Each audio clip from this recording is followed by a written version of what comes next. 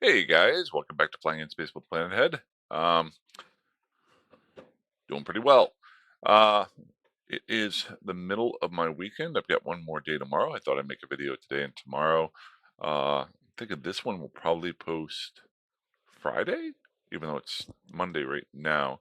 I'm liking I think I said this before, I'm really liking the whole make a video and then give it a couple days to brew while I work on a couple other things, and it doesn't make me feel pressured to make a video.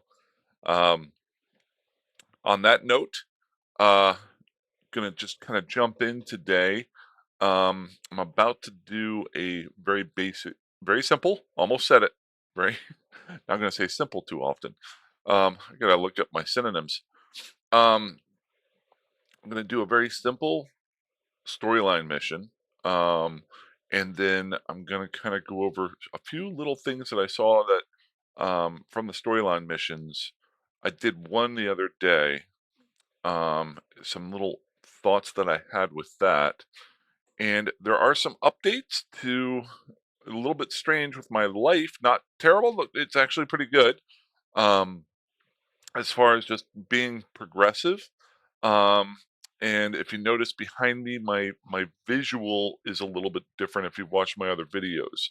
I made a major kind of little change to the house while I'm doing work on it.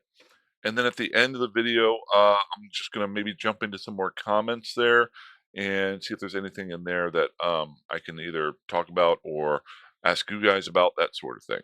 So let's just jump into it real quick here.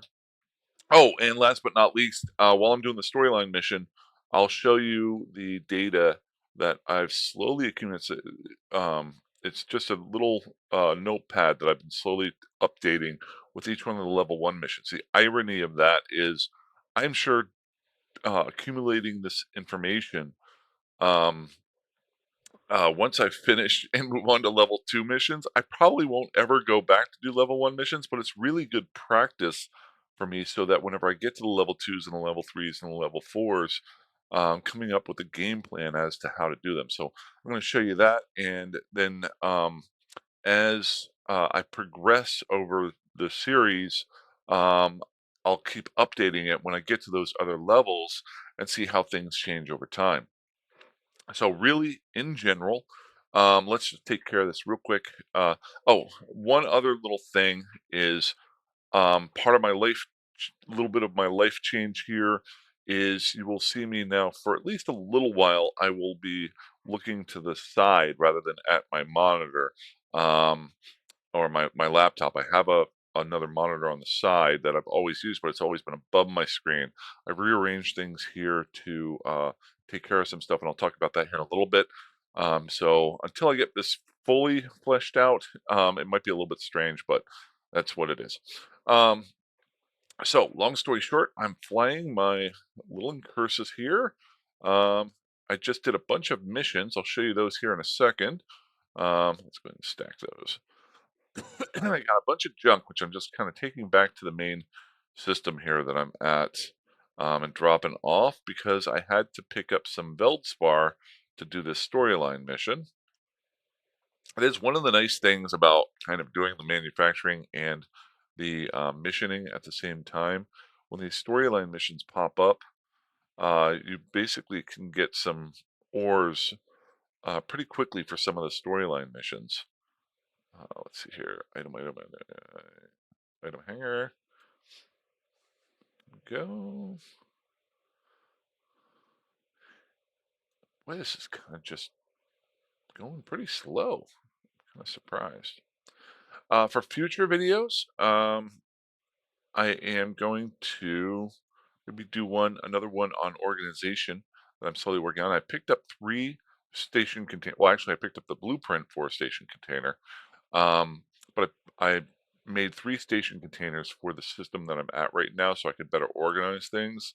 I haven't come up with a full plan on how I'm going to organize my loot and my production and stuff like that, but it's the beginning of that. And since I have the blueprint, I can now just make those station containers whenever I want to. Alrighty, so the storyline mission, I'll just pull it up here real quick, is asking me to bring them 1,000 Veldspar, um, which is really, really easy. You just have to mine it. I mined some for the previous. Um, just drop this into my ship here. We're just going to drop 1,000. There we go. Good. And then we're going to head off toward our storyline mission. So set destination, undock. So, long story short, I use that phrase too much off too, but I just can't get away from it. Uh, where coffee? Oh, last video I did say I'm going to update my mug. New mug, or actually this is an old mug, but I pulled it off the rack there. I'm going to put the old Ted Lasso one to bed for a little bit. I still wanted a big mug. Got this mug while we're waiting for the screen to refresh here. Got this mug at the Grand Canyon Railway about 2 years ago when I was on a trip for my 50th birthday. Dun, dun, dun. Let's go ahead and jump there. Um, Pretty cool little place. I think if I remember the town correctly, it's called Williamstown. And if you're ever planning on going to the Grand Canyon, one option is this Grand Canyon Railway. I've actually never been on it. I've been through the town twice, but there's a railway that you can. It's literally just south of about an hour south of the Grand Canyon. But if you have kids and things like that, you can actually get on the railway and ride it up to the Grand Canyon rather than having to deal with all the traffic going into the Grand Canyon if you're going during peak times. So anybody who's ever traveling out that way, the other cool thing, the only reason why I actually stopped there the first time and found out about it was that there's a big buffet, food buffet at the station um, that you can buy and get into, and it's a pretty good buffet the 2 times I've been there. Nothing special, it's just something to get you up and going, but really good. If you have a family or something like that and you're planning to go to the Grand Canyon, take a look into it. I'm not saying it's the best thing ever, but it's very simple. In a little town called I think it's called Williamstown. The only reason I remember that is my name is actually William in real life, not Planet Head, if you can believe that. And no, I'm not legally changing my name to Planet Head. Um, maybe my middle name. No, I like my middle name too much too. But pretty cool little town. Nothing special, but I just kind of like it. I've been there twice and just on a whim both times. I think almost every time I drive through that way ever again. Now I live in Pennsylvania, but if I'm ever going through that way, I'm gonna have to stop in Williamstown. So that said, new mug, probably use it for a couple days and I'll switch over to a new one. Might pull out one of the old Eve mugs that I've got. So let's see here. We're one jump away. This is running pretty slow. So that might have something to do with the changes that I did to the room. Now she just left. Maya usually jumps in here whenever I. Oh wait, am I hooked up? I think so. Um, Normally she runs in here as soon as I start talking, but she was already here when I started talking, so then she decided to leave. Uh, but I did some I'm doing renovations very, very slowly on my house, and I decided that um, I was going to move my bed into my office area. It's only I think the room here is like 8 foot, 8.5 foot by maybe 10 feet. And I fit a full size queen set bed in here. Um, I'm gonna completely gut my bedroom and then drywall it and fix that up and actually put my office and my computer in there as well. So slow changes over time, but as you can see in the background, things are a little bit different. I'm also testing something out that I showed the other uh, about maybe 7 or 8 episodes ago. We're almost stocked up here, so I'll be able to talk about Eve here in a second. But and I'm gonna kind of move the camera here. I think you can see above me there, right about here. So in the video that I did the other day, I'm testing one of these out. It is, let's see here, can I point at it? Yeah. So I put this on the ceiling. It is what is called a panel heater. Um, and a lot of people put these on the walls or things like that. I s I've seen where people put them on the ceiling. I've never even heard about these things for about 2, 3 years. I'm sorry, never heard about these things until about 2, 3 months ago while I was looking at trying to be more self-sufficient and use less energy. I've been slowly dabbling in a little bit of solar power. I think I've talked about that, and I'm trying this out. Now, we're almost into the docking bay, so I'll finish this off real quick. Long story short, this is a panel heater, and every review I read said that uh, I think it's called infrared, but it heats the area up that you're in. Now, this one is the smallest one you can get. It says it heats 100 square foot area. Now, obviously, this is 8 by about 10, so we're talking 80 to 100 square feet. It's just a little office area. Some people I saw put these underneath their desks, that sort of thing, just to keep that area warm. I was kind of surprised by it. It's actually warming things. I don't have it on right now because it's not too bad out. Um, I will be very interested how well it works during the winter. And when I say I'm renovating my house, if this works well, then I may install one in my bedroom and one in my living room. I have a very small house. My house is only about 550 square feet. But if it doesn't work, this is a great try. I think this ended up costing me like 80 bucks. I did turn it on. I had it run for a day or two, and you can definitely feel the heat, but it's a very slow buildup.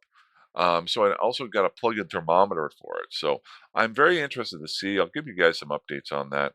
I had never heard of them, and there's not a whole lot of information out there for them. So I'm 50-50 on whether or not it's actually gonna work, but if it does, it actually uses, to give you an example, um, I'm gonna get off this track real quick, but I started it.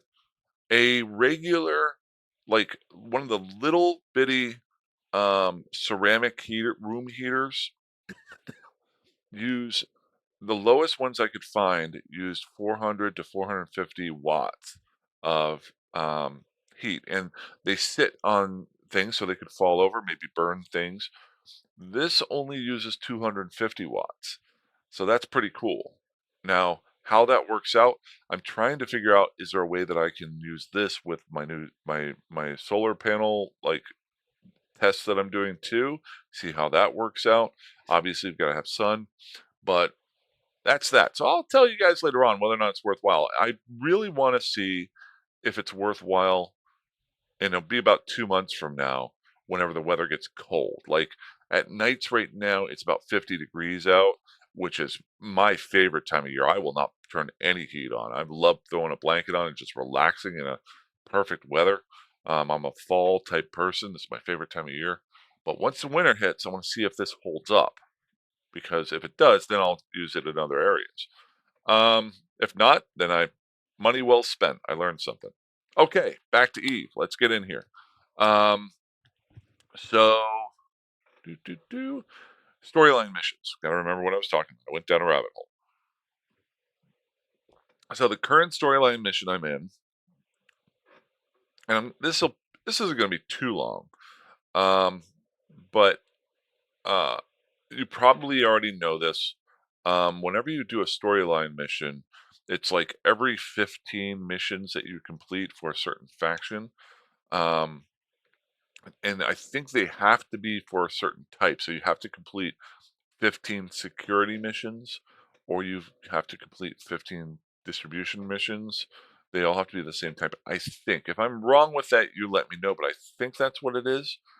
They'll give you a storyline mission, and then you get usually a nice little thing with it. Like, you either get some money, or a lot of times they give you neural boosters that you can plug into.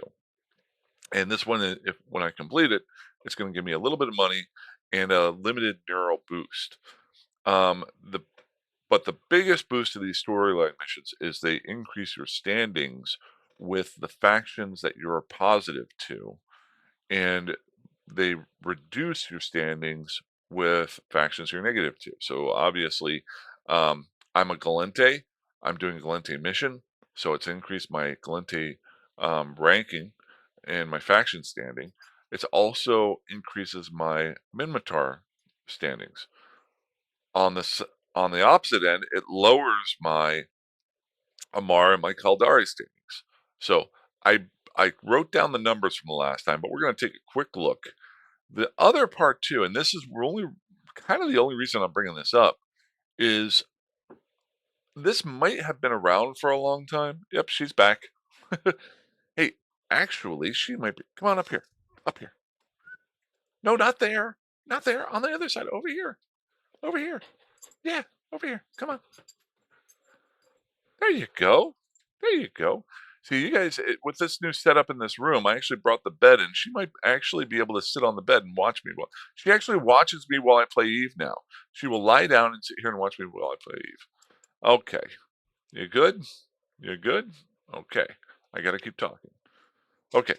So, the thing that I noticed with this was it didn't just affect the major factions. I never really again, I'm not a big um mission guy. I'm learning it, and it popped up, and I noticed that it was increases and decreasing other factions, other smaller factions, some that I didn't even know that were out there. So I'll show you that here in a second. So we got the mission here. It says they need 1,000 Veldspar. I picked up my 1,000 Veldspar, and I'm going to go ahead and accept that. Bingo, bango, bongo, and we're good to go. So let's go into Amanda Rose's rankings here. Oh, wait, did I just accept it? I didn't complete it? Boy, this is running slow. It's a little bit frustrating. I don't think I did. I think I accepted it, but I didn't complete it. Let's go ahead here and complete this sucker.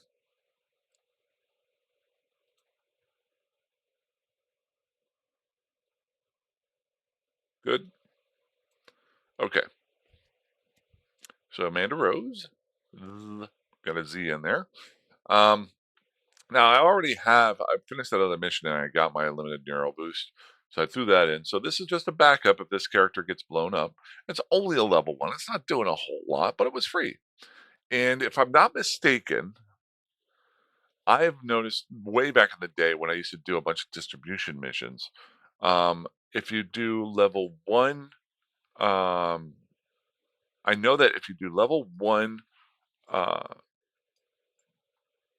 storyline missions and they offer you a booster, or an augmentation, it's always a level 1. If you do a level 2 storyline mission, it will give you level 2 augmentation. Same thing, level 3. I think I even got to a level 4. I don't know about level 5. I never did level 5s, and I think they're a lot harder to get to if they even have those. But yeah, so you got that. So let's go take a look, and this is what I want to show you mostly here is the interactions. And so first off, I've been flying the Federation Navy missions, and this mission was for Federation Navy. So all these missions here were for the same Federation Navy. And then right here, if you see this big jump, that's where I just finished that off that storyline mission. And huge jump. So if you look at these little missions that affect the corporation, it's going up 0.04. It's going up 0.012. With the storyline mission, it goes up 0.217. So a huge jump there as far as my faction standings, or actually my corporation standing. You can see all these pluses and minuses. Now you notice here, I've got a bunch of negatives. All of these negatives are probably affected by me doing that storyline mission. I'm not sure. Drive modification. Oh no, this was from me blowing people up. Sorry. So, but here's where the big one comes in. So under factions right here, um, obviously I did the Galente mission right here. We'll click on that. For my faction, it gave me a boost of 0.082, which doesn't sound like a whole lot, but it is a big amount because your faction, if your faction standing is over a certain amount, it will allow you to run those missions for all of the corporations, not just the ones that you have over a certain amount. I'll let you dig into that more if you want to. But and I am probably wrong with this, but if you notice all these pluses and minuses here, um, the I was under the impression that when you did the Galente mission, it would only affect the Minmatar, the Caldari, the and the Amar being the major factions. But I noticed this time that I did the new mission, it actually affected some of the lesser factions, like the Canid and the Syndicate, and the Angel. Well, no, not the Angel Cartel. Well, that's and the Angel Cartel, the pirate missions. But then down here, you've got some pluses. You've got with Or and Evermore, Sisters of Eve. Or, I'm sorry, yeah, the Servant Sisters of Eve. So these are pluses that were in here. So the reason why I bring this up is a perfect example would be something like the Syndicate here. Now, there is a system called the Syndicate. The whole system is Syndicate. And there's a faction in there called Syndicate, the Syndicate. And if you want to run missions for them in the future, you need to work on your standings. And so you need to be careful if you have a plan to go to a certain area. Like if I know that down the road in a month or two, my ultimate goal is to go fly in Concord space and do missions there, or my goal is to go into the ore area. I think that there's a whole system that only has ore in it, corporation, not system, region. Um, then I'm perfectly fine doing this here. But if I know that I'm going to be moving out to NPC space, where it's the syndicate, I'm going to be very careful with what missions I'm running, and I need to find out which ones are affected by that. Like, do all of the major factions hurt the Syndicate, or is it just the Galenti and the Minmatar? That's an interesting, and I don't know. I can guarantee you, the Amatar and the Canid, if you're doing any Galente, if you look at the history of the factions in Eve, they have been closely aligned with the Amar or parts of the Amar at different times. So if you're doing Galente missions, it's going to affect that. Now, on a side note, this is where I took a bunch of notes. Then I'll show you my other notes that I got here. Um, let's go ahead and pull this over here. Bloop, bloop, bloop. And so maybe you can read it. I did figure out that I can zoom in. Zoom in. There we go. Can I zoom in again? Zoom in. Zoom in. There we go. Maybe a little bit more. This is just a notepad. I could probably do this on a better thing, but I started using this. I guess that's as far as we go. So, I took some quick notes the last time I did a storyline mission. These are all the missions that I've done over the last like 4 or 5 days. They're all level 1 missions, and I've been taking a few little notes on each, and we'll talk about it here in a second. But down below, when you finish off a storyline mission, as an example, the storyline mission that I did the other day gave me a boost of 0.082 to my Galente faction.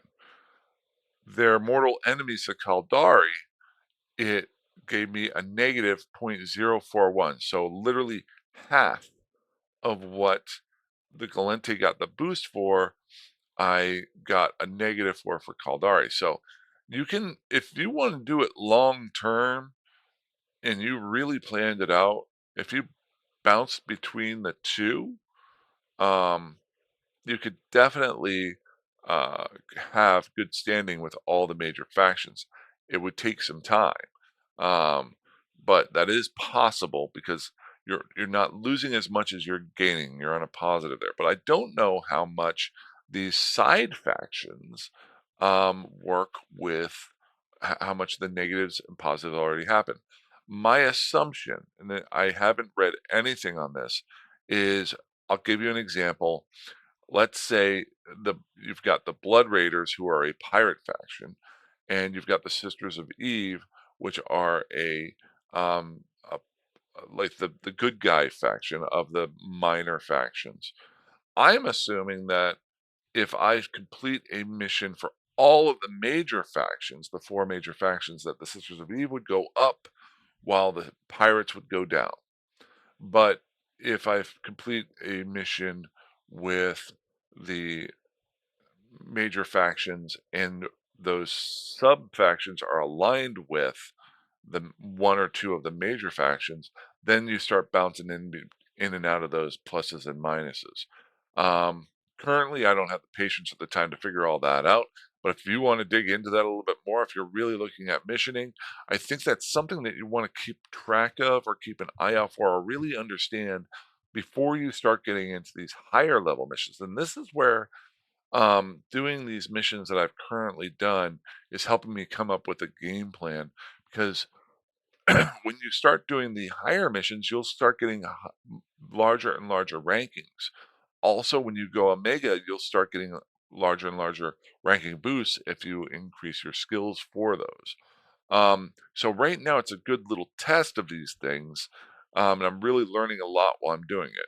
I think I've done um, 1, 2, 3, 4, 5, 6, 7, 8, 9, 10, 11, 12, 13, 14 standalone missions, or all security missions. And then I've done 3 5-part missions um, that uh, were like a succession. I think I talked about the last time I talked about missions. And I'm taking little notes. I'm writing down, obviously, the name of the mission. I'm writing down my general interpretation of how hard the mission was, how much loot I got, was it a pirate or a major faction that I was going against, or drones, or none at all, just mercenaries? And then over on the right hand side here, I'm keeping track of how much of a positive and how much of a negative each one of these missions did to my rankings. That way, I can get a better feel of what is good and what is bad. Um, so I won't dig super deep into these. I will say this: the I originally got the In the Shadow of War 5-part series. It gave me some really big boosts compared to the other standalones for my faction standing. I thought, oh, okay, so the 5-part series missionings. Um, 5-part. I need to update this a little bit here. There we go. Oh, it's capitalized. Fantastic.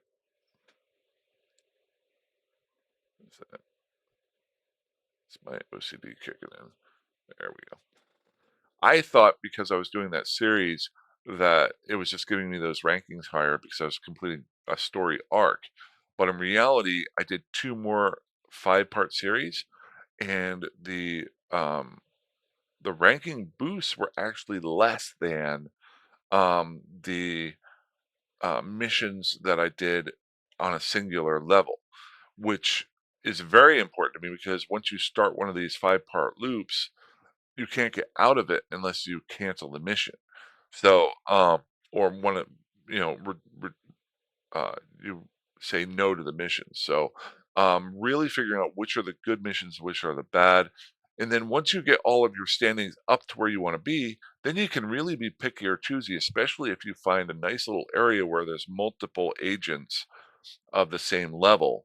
That, like, I know there's some stations that will have 4 agents of the same level, um, that you can just kind of, I hate to say, farm or do. And at that point, since there's that 4-hour window that I talked about in a previous video, that you will know you'll have a better ability to pick and choose which ones you want to do, especially for these security missions that I know down the road they can take a lot longer than these level ones. So my current goal here is to just keep working on these until I start. I've only had one repeat so far, which is really surprising to me. All of these were brand new, so we're talking. I think there was 14, almost 30 missions here that I've done. I've only had one repeat. When I used to do distribution missions, they would repeat all the time. So I'm very interested to see how many more of these missions that I have to do to figure out what they are. And then at some point, I've got to start looking at level 2 missions, um, and I'm just going to keep rolling through them and having fun.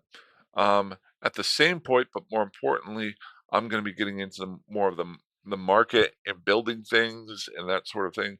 So, a lot of stuff coming up, and I just hit 30 minutes. So, I'm trying to get into a nice little rhythm here. Let's see what we've got here. I wanna just pull up the comments and see if there's been anything, um let's close it. Wow, this is running so slow. Maybe there's something in the background, or I gotta really figure out.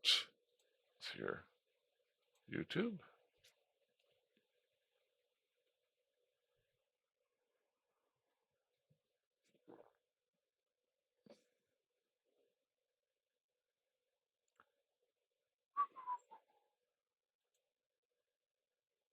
Almost there. Mhm. Maybe I should have saved my rant on the uh, heater for now. It's actually very important. I need to figure out why this is going so slow. Um, I do have everything hooked up. Come on, switch account.